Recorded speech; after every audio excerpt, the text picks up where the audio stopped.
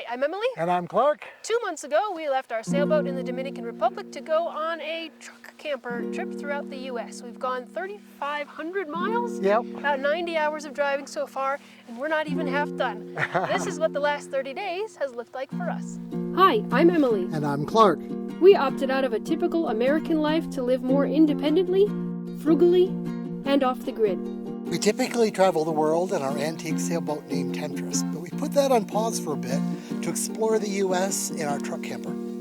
Each month, we sit down to tell you where we are, what we're doing, share the best and worst moments, answer questions, and tell you exactly how much it costs us to live this life. This is our adventure log for September 2022.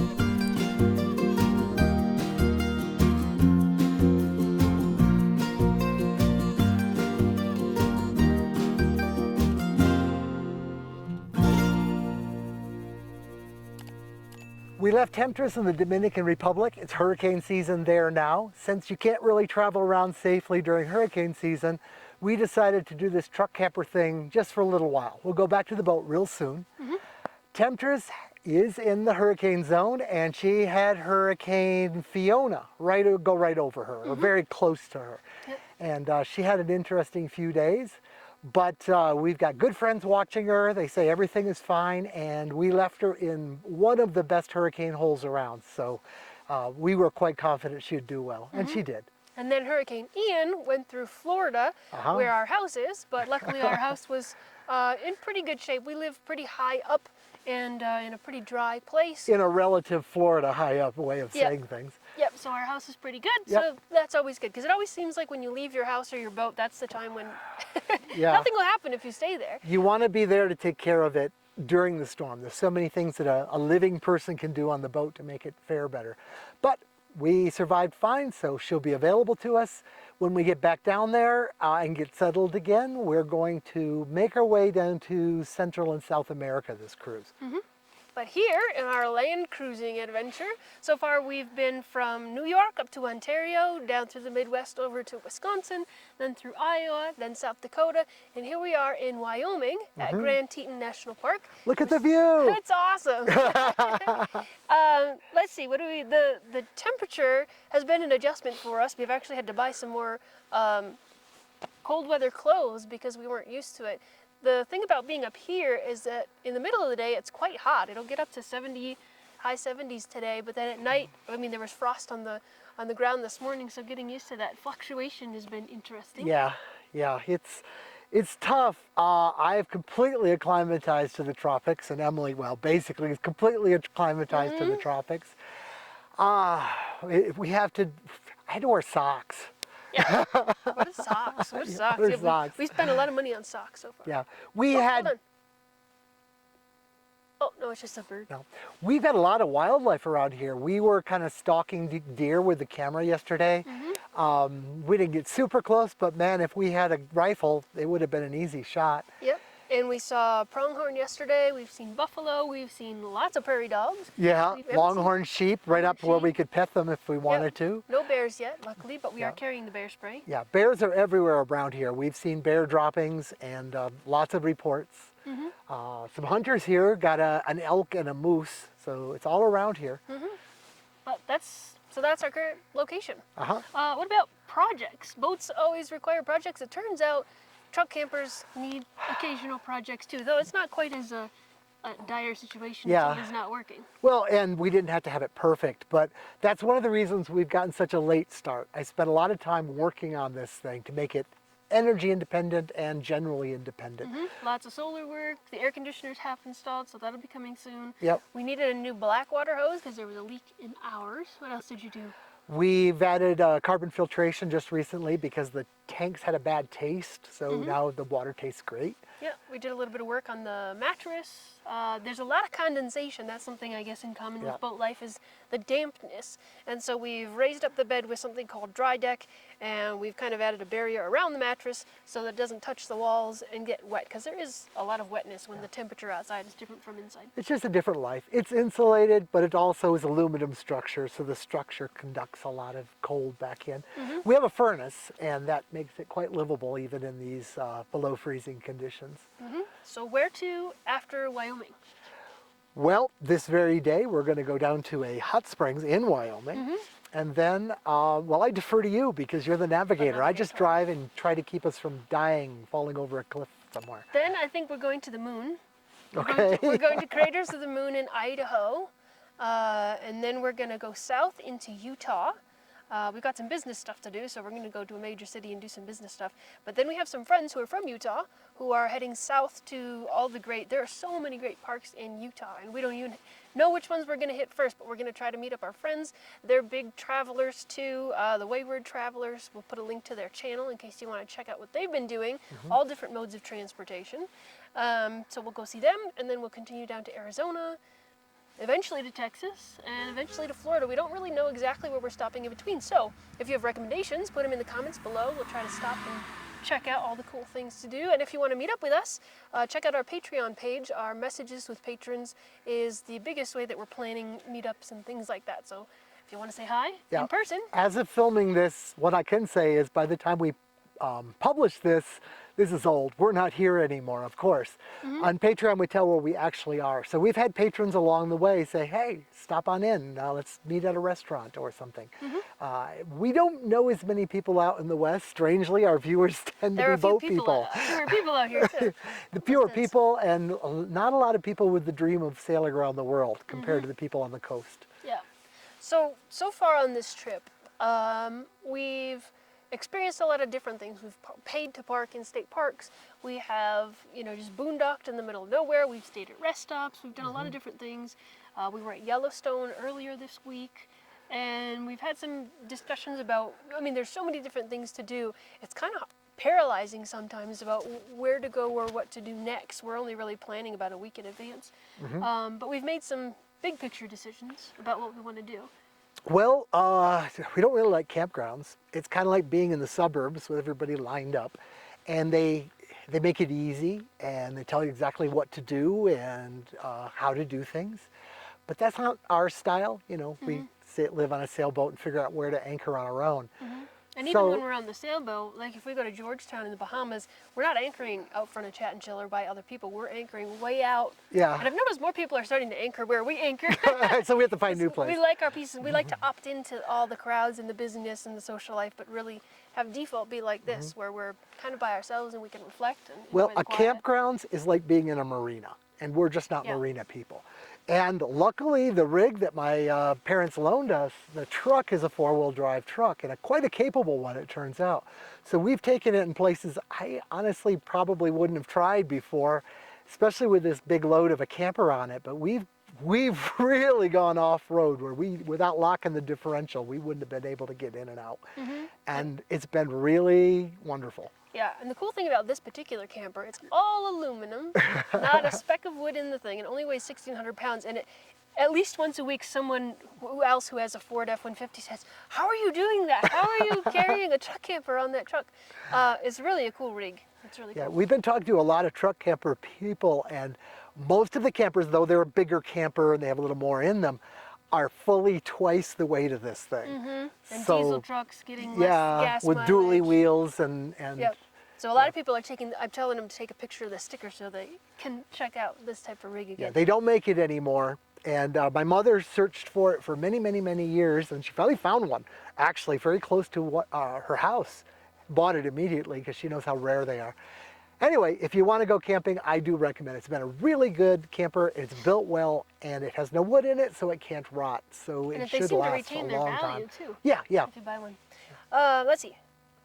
Best and worst, I guess. What was the worst part of this month? The cold. Cold It's not feet. that cold, and I'm just being whiny about it, but occasional dusting of snow, especially in the mountain passes and stuff. I grew up in nerve-wracking, snow. I don't like snow. So I'm not used to the cold, and I'd like to stay warm and get south, I think. I agree. I don't like having cold feet. Cold feet is, especially cold, wet feet. I just don't like it. Yeah, last week it rained a lot. Yeah, and cold nose. That's no fun either. But, that's a pretty small complaint because we're getting to see stuff like this all the time, which is pretty amazing. The other worst part, I think, was through Bighorn. We went over a mountain.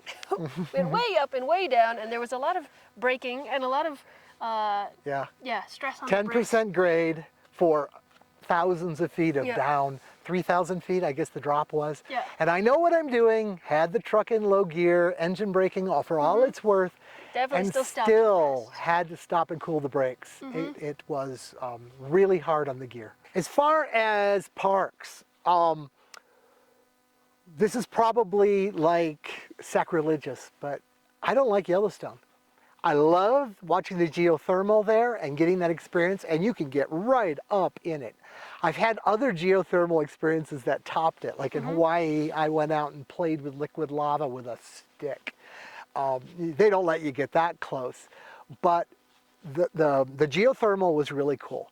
But everything else, it felt like it was presented to me like I was a viewer at Disneyland. Yeah, everything's There's very curated. roads, and when you see a traffic jam, you stop and look, and there's a bison, and it's just not the same as like us seeing things out here. Yeah, it felt like almost like being in a zoo. It was less like being on a safari. Badlands was more like a safari. It was just like, oh, what's up? There's something over there. Nobody else is seeing it except us. And Yellowstone was just like everything was very spoon-fed. And everything was, I don't know, like there was a bald eagle like quite a ways away. I could get it on the camera, but you know, you get it set up and there's somebody with a lens this long who's like creeping up to it. You're like, come on, don't approach the wildlife, leave it alone. Like, I don't know, people are just annoying. And the views are nice, but the views aren't as nice as here. There's other views. The Badlands I thought were superior. Yeah. The animal experiences in the Badlands were more organic feeling and just real superior. Yeah. But we were going to do 2 days in Yellowstone, and we did one, and then we came down here, and this is great. I don't know if we'll make it back there. I'm glad we did it, but definitely not the highlight of the trip. Yep. Which is surprising. Yeah. So, And I'm really looking forward to the southern parks. I want to see the rock formations that look like the Roadrunner and Wile E. Coyote should be there. Yep, but we'll get there. Uh-huh. So, best part. Yeah. I think every campsite we stay at, we're like, this is the best campsite so far. Yeah. And then we get to, I'm really glad that we're doing the route this way. Is that right? Yeah, this way for you. Because things are getting better and better and more impressive and more wide open and more dispersed. And if you go back that way, they would get more crowded. So it's a good way to experience all the different landscapes. We've seen geysers now, we've seen waterfalls, we've seen the Badlands, we've seen desert places, we've seen lush forest places, we've seen all these different landscapes, and it really makes you, when you think of them, if you've lived in the United States all your life and you've lived in the same place, you kind of have this model of what it's like to live in the United States, and it's based on where you live. And just traveling through and just seeing all the different places that people live and the kind of conditions people endure and the type of commerce and things It's a lot that like happen. cruising. Yeah, you really get to understand the diversity that is America, and I think that is really a cool thing to do. And I'm so glad that we're doing this now. As we're trekking the national parks, we're seeing a lot of people, you know, with canes or with, you know, walking sticks, people who have all white hair long ago, and people who are retired and haven't been able to do this until they're 60 or 70. And some of the hiking and stuff is intense. Yeah. And I'm glad that we're doing it at this age, and I hope that if anybody else is out there watching and is considering doing this, that you'll consider doing it sooner rather than later. If you do it and you like the way we do it, I'm sure you'll put it on Patreon. That's the easiest way that we can give out digital information. You should get her list of all the campsites that we've used. Some of them are just really good finds. Some of them legitimately aren't anywhere. She's gone through Forest Service maps and figured out. So we've been putting them on Free Roam and other deals. If you see things that say Emily and Clark's Adventure, that's ones that we've discovered. We've paid for camping twice. Yeah, Back and in they were Wisconsin. mistakes. We shouldn't have. Yeah, and well, I mean, the second one was nice, but we could have found it. It was a nice view, but my God, compared to this. Yeah, so I mean, basically our campground cost is $0, which is pretty awesome. What has been our biggest adjustment over the past month? The driving. I haven't driven in 3 years anything with wheels anyway.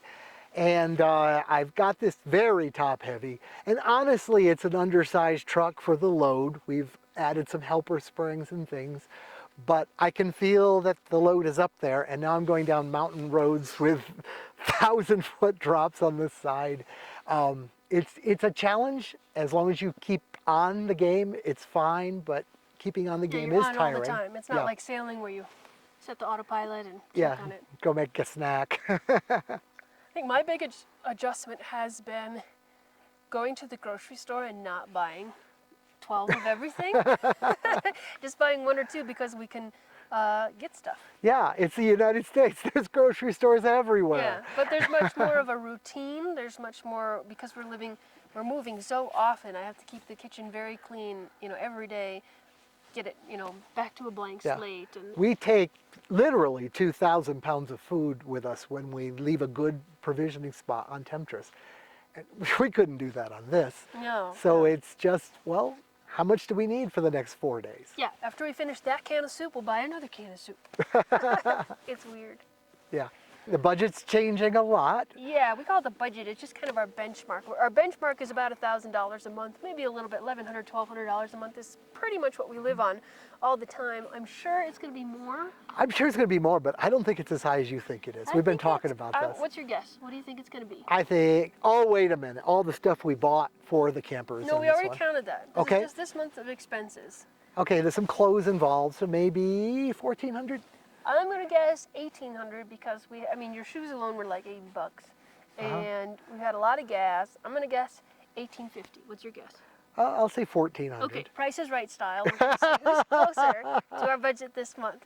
The expenses certainly are up this month. I'll just give you the rundown real quick. Groceries, $374. Restaurants, $161. And wine, beer, and alcohol, $115. Household expenses, $157, including a grill that we bought that has been really useful over the past several weeks. Utility costs include $35 for propane and firewood. I'll just lump them together. Phone bills, $40 a month. Laundry, $10 at the laundromat. Storage for our boat back in the DR is $50 a month. And the amount that we paid for campsites this month was $65, which I don't think we're going to do anymore because there's a lot of free sites out here in the West. Our projects this month, $73 for bits and bobs at the hardware store. Healthcare, $161 plus some personal stuff, so the total for health is $177. And then the big item, which is gas for that truck, $537 for gas this month. That's a little bit more than the 40 or 50 bucks we usually spend on our dinghy. Entertainment budget, $33 for streaming services, which we might end up canceling because we're not really using them that much. And then we paid $228 for various admissions, tickets, park entrances, including the reciprocal park pass for all the national parks, which is $80 and gets you into all the parks for a year. So that'll offset some of those costs in the future. Clothing budget, $144 because we were really cold and we didn't have much cold weather clothing. And that brings our total to $2,199 for this month. Okay, we have no idea what the answer is because we haven't looked through the receipts as of the filming of this. So Yeah. I don't know. One of us is right. I was right. I bet I was right. Well, you do watch I it do closer the than I counting, do. but I know we had 1,000 we had 1,000 like 3 states ago, so it's going to be All right. Okay. Well, she had the inside information. Okay, we'll see.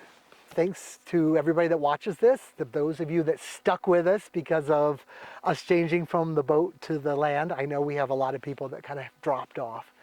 Viewers are down. I'm hoping there's some camper people that have come on. If you're a new camper person and you like our style, please check out the boating videos. There's It's some not that technology foreign. that crosses. Yeah, and we have a different lot of types. how-to stuff. If you watch our videos on how to set up an electrical system on a boat, those electrons don't know they're floating. It's the same as a camper.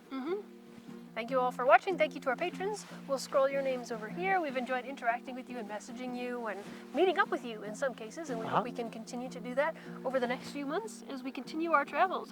Here's another question. How many miles do you think we're going to cover in this trip? We've 3,500 so far. Oh, well, just slightly more than double that.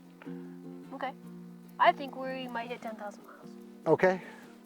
Well, But I do the navigating, so that could be a self-fulfilling. yeah, let's go back here. Let's go over here. Yeah, you could fix that. Yeah. All right, we'll talk to you next month. Keep on watching. Please subscribe and keep on leaving comments. Bye Talk from to the you soon. Grand Tetons. When we met, we knew that we did things differently, but with no regrets, both living life authentically.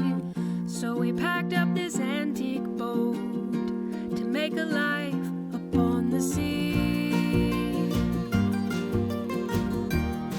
For the worse and for the better, to live a life full